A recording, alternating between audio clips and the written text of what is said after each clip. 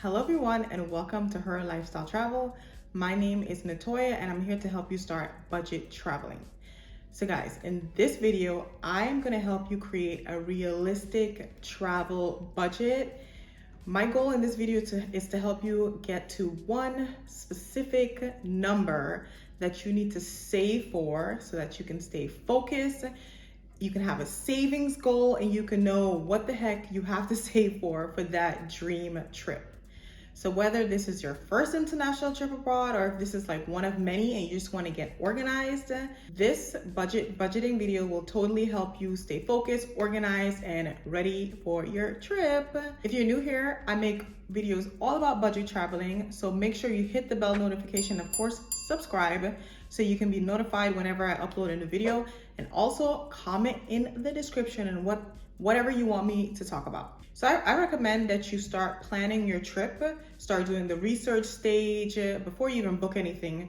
Start planning your trip 6 months before you want to leave, because there's a lot of research that goes into traveling. If you are a budget traveler, and you're here, so you are. So there's a lot of research that goes into it. You wanna make sure that you're getting the best deal. So if you're watching this video now, just plan that you will be traveling at least 6 months from today. So make sure you download my budgeting guide in the description, my budgeting template, so that as we go through this video, you can pause the video, do the research, and write down the specific cost for whatever we're going through, okay? So for example, the first thing we'll talk about is flight, so that you can do your research on the flight and then you can write the estimated flight cost on that handout.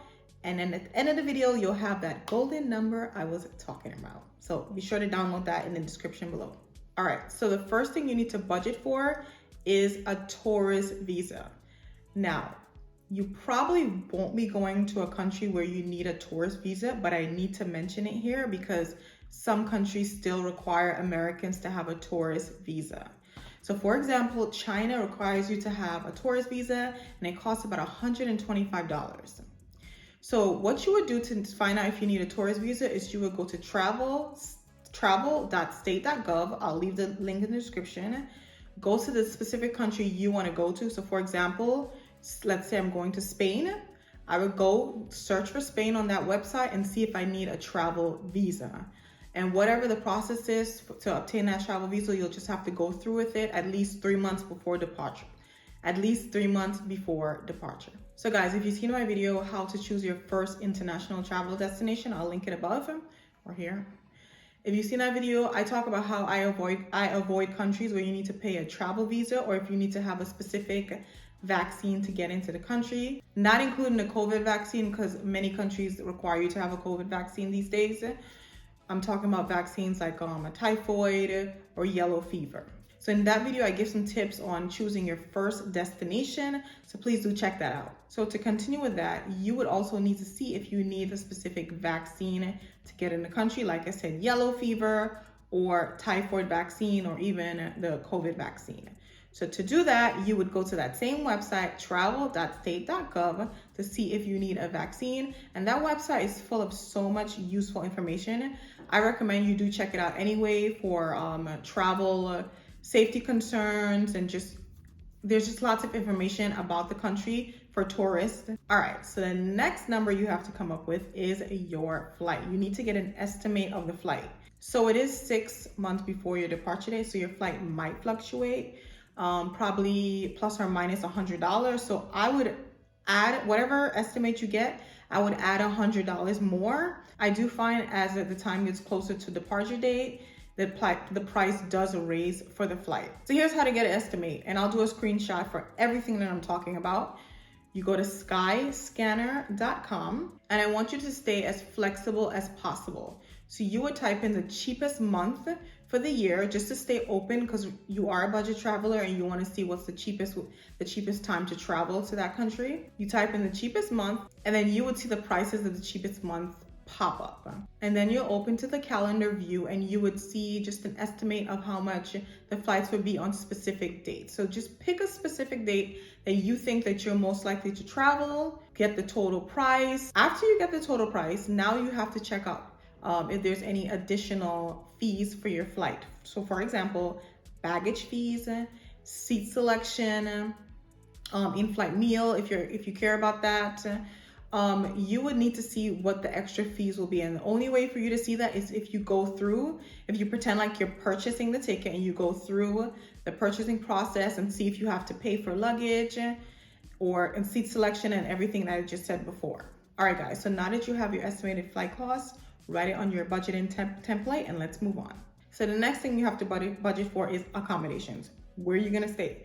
So you have three major options for your accommodations. You have an apartment rental, a hotel, of course, and a hostel. It doesn't matter which three that you choose from, it's all up to you, but you can still find a cheap apartment, hostel, or Airbnb. It doesn't matter, it's just all about your preference. I just prefer to stay at apartments. Like I'm in an apartment right now in Croatia. So I would book an apartment and I would try to find an apartment in my budget. So you can use Airbnb.com, you can use hotels.com to find an apartment rental. You can use hostelworld.com to find a hostel. I've been using them for a while. I haven't stayed in a hostel for a while, but that's where I usually book my hostels. And for hotels, you can use hotelscombined.com. So what you're gonna do, you're gonna choose one of these types of accommodations.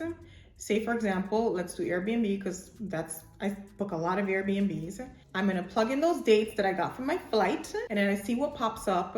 Based on those dates, I get a rough estimate of how much everything will cost. Let's go with the example of Madrid. So I get a rough estimate of how much the Airbnbs will cost in Madrid for that week that I will be in Madrid. And one thing to look for is to make sure wherever you stay, it has the amenities that you need.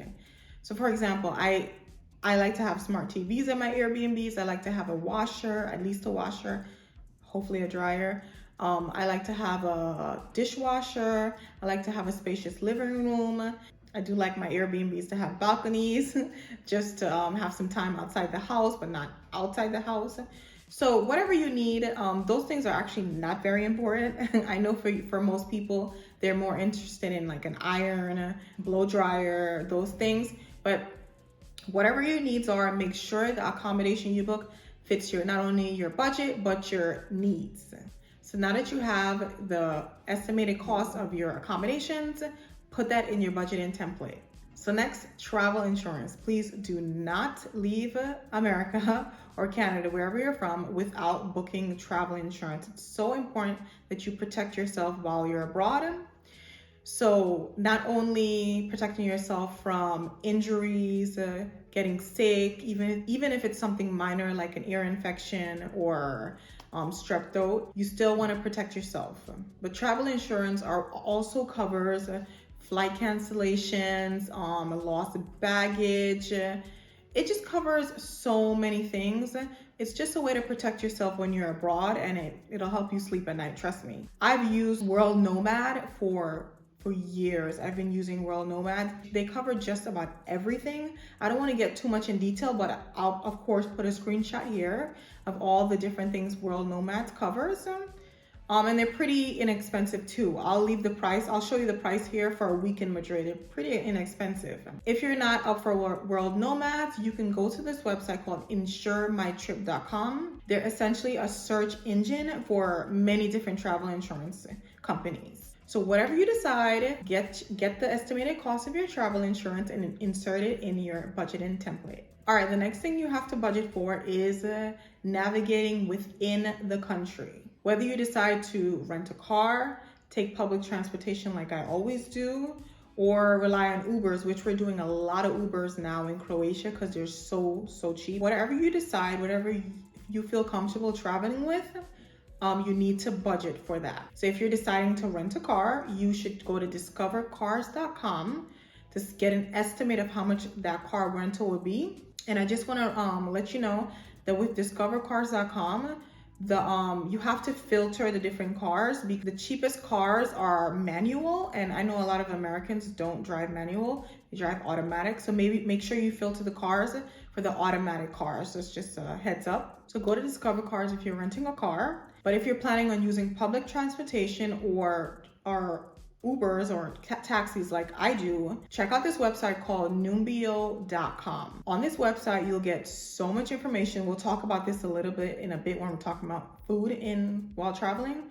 But on this website, you'll get so much information on how much just about every and anything cost in the country you're visited, in the city you're visiting. So for example, so now we're talking about navigating. So what you would do is you go to Numio.com, you would type in the city you're visiting. So we'll stick with the example of Madrid. Well, you type in Madrid, and then you can scroll all the way down to transportation to see how much transportation will cost. And you'll check out where it says public transportation. And you can also check out where it says taxi as well. Use this information to create a budget of how much you'll pay for public transportation. So for example, I usually just find how much it is for a round trip, and I times it by the amount of days that I will be in that country. Maybe I might use it more, maybe I might use it less, but that's just what I do. If you know that you'll be doing a lot of things in that one day, you can add more tickets and add it to your budget. So whether you decide to take public transportation, take Ubers, or rent a car, just take that number and add it to your budgeting template. Okay, so don't click off Numio yet. Now we're gonna talk about food. We're gonna come up with a food budget for when you're in country. So as a budget traveler, I try to cook some meals at home, and then I eat out as well. I eat inexpensive meals out. Sometimes I do expensive meals, but most of the time I'm cooking breakfast at home, I'm buying dinner out, and then once in a while I have like an expensive meal just to splurge. So use this website to come up with a food budget. How many times do you think you'll eat out? Are you planning on eating out every day for all 3 meals? Are you planning on eating out once a day or not at all? Whatever it is that you decide you're gonna do, you're gonna use the data from Numio.com to come up with a food budget. So for example, it seems that in Madrid, I'm just looking at my computer, in Madrid, an inexpensive meal at a restaurant costs about $14. So if I decide that I'm gonna be eating dinner out every day for the 7 days I'm there, that would be about $100 total for the 7 days, not including tip, but you would have to do your research on wherever you're going to see if tip is customary. So you would just add the tip in. So let's just say we're budgeting $100 a week for dining out. So now that you have your dining out budget and you're also deciding to buy groceries, you would use the same website, look at how much the groceries cost, do an estimate of things that you'll buy, and all you have to do is add those two together. So guys, whatever you decide to do, what your style of dining out is, or eating out, or just eating in the country that you're visiting, whatever it is, make sure you have a food budget, and add that to your budgeting template. All right, finally, the very last thing you have to look at is activities. So as a budget traveler, I try to do lots of free activities.